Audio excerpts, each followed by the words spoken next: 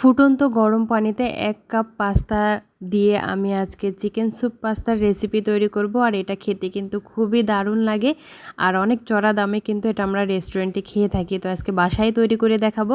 আশা করি সবার ভিডিওটি ভালো লাগবে। তো পাস্তাগুলোকে আমি প্রথমে একটু সামান্য লবণ আর তেল দিয়ে সেদ্ধ করে নিয়েছি। খুব ভালোভাবে পাস্তাটা সেদ্ধ হয়ে গেলে উঠিয়ে পানি ঝরিয়ে নিয়েছি।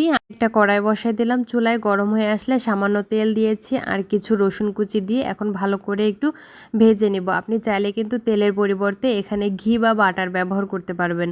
দিয়ে দিলাম কিছুটা পেঁয়াজ কুচি, কিছুটা কাঁচামরিচ কুচি। ঝালটা অবশ্যই নিজের স্বাদ অনুযায়ী দিতে পারবেন। ভালো করে একটু ভেজে নিয়েছি হালকা করে। তারপর এখানে মুরগির বুকের মাংস ছোট ছোট করে কেটে রেখেছিলাম, অবশ্যই ধুয়ে পরিষ্কার করে রেখেছিলাম পানি ঝরিয়ে। উপর থেকে স্বাদ মতো লবণ দিয়ে দিলাম। এখন একটু ভেজে নেব হালকা করে। তারপর দিয়ে দিচ্ছি জিরা আর গরম মশলা একসাথে গুঁড়ো করেছিল, সেটা হাফ চা চামচের মতো দিয়েছি। তারপরে এখানে মরিচের গুঁড়া দিয়েছি, লাল মরিচের গুঁড়া, আদা বাটা, রসুন বাটা আর পেঁয়াজ বাটা অল্প অল্প করে দিয়েছি। দিয়ে ভালো করে একটু এই তো মাংসটাকে সেদ্ধ করে নিয়েছি আর অনেক সুন্দরভাবে পানিটাও শুকিয়ে গেছে। এ পর্যায়ে দিয়ে দিলাম আমি কিছুটা গাজর কুচি।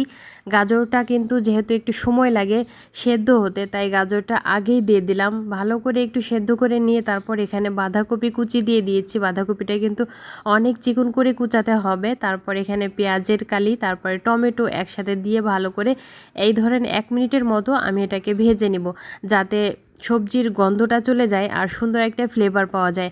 তারপর এখানে আগের থেকে সেদ্ধ করে রাখা যে পাস্তা, সে পাস্তাটা দিয়ে দিলাম। পাস্তাটা দিয়েও আমি 1 মিনিটের মতো ভেজে নেব এই তেলের উপরে আর এই সব সবজির ভেতরে আর কি। ভেজে নিয়ে তারপর এখানে 2 কাপের মতো আমি পানি দিয়েছি। অবশ্য স্যুপের ঘনত্ব অনুযায়ী আপনারা এখানে পানি দিতে পারবেন, আপনি যতটুকু রাখবেন ঠিক সেই অনুযায়ী দিবেন। পানিটা যখন ফুটে এসেছে তখনই আমি এখানে সয়া সস আর টমেটো সস দিয়ে ভালো করে নাড়াচাড়া করে দিয়েছি। আর এ পর্যায়ে কিন্তু স্যুপটা আমার প্রায় রেডি হয়ে আসছে। পর্যায়ে আমি এখানে কিছুটা ধনিয়া পাতা কুচি দিয়ে দিলাম আর 1 চা চামচের মতো কর্নফ্লাওয়ার আমি অল্প একটু পানিতে গুলিয়ে রেখেছিলাম, সেটা দিয়ে তারপরে ভালো করে নাড়াচাড়া করে স্যুপটাকে উঠিয়ে নেব। কর্নফ্লাওয়ারটা দিলে স্যুপের যে ঘনত্ব এটা কিন্তু অনেক সুন্দর হয় আর খেতেও বেশ ভালো লাগে। তো এই যে আমার চিকেন পাস্তা স্যুপ একদম রেডি হয়ে গেছে। দেখুন, দেখতে যতটা লোভনীয় লাগছে, খেতে কিন্তু মাশাআল্লাহ অনেক বেশি মজা হয়েছিল। তো আপনারা চাইলেই কিন্তু বাচ্চা থেকে বড় সবাইকে এই স্যুপটা রেডি করে দিতে পারেন। সবাই খুব খুশি হয়ে যাবে যদি এরকম বিকেলে নাস্তা রেডি করে দিতে পারেন। তাহলে সবাই ভালো থাকবেন আর আমাদের জন্য দোয়া রাখবেন। আল্লাহ হাফেজ।